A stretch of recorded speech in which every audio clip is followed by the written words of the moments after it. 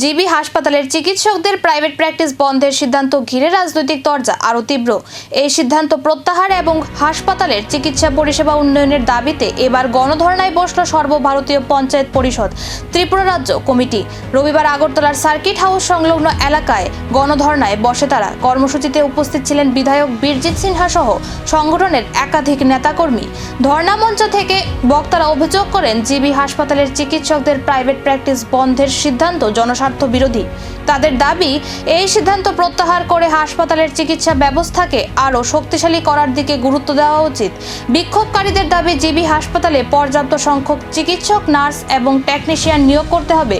পাশাপাশি আধুনিক চিকিৎসা পরিকাঠামো গড়ে তুলে সাধারণ মানুষের উন্নত স্বাস্থ্য পরিষেবা নিশ্চিত করার আহ্বান জানান তারা।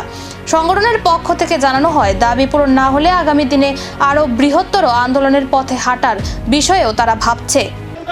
সিদ্ধান্ত নেওয়া হয়েছে প্রাইভেট প্র্যাকটিস বন্ধ করার জন্য জিবি হসপিটালের ডাক্তারদের সেটা অবিলম্বে বাতিল করতে হবে।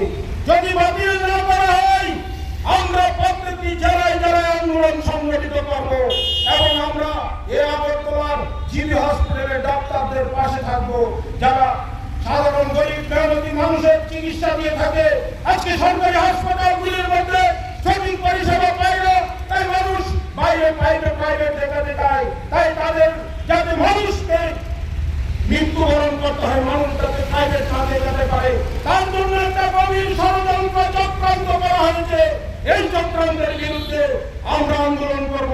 সরকার এই তার নির্দেশ বাতিল করতে হবে, না হলে আন্দোলন জারি থাকবে। বন্ধু, আজকে দেশ এবং রাজ্যের অবস্থা করুণ হয়ে গেছে। তাই আমরা এখানে অনেক কিছু বলার ছিল, আরো অনেক বক্তারা আছেন। আমি জানি আজকে আমাদের এই সবাই আবেগপ্রবণ হওয়ার কথা, চক্রান্ত করে দেবে অপরাধে।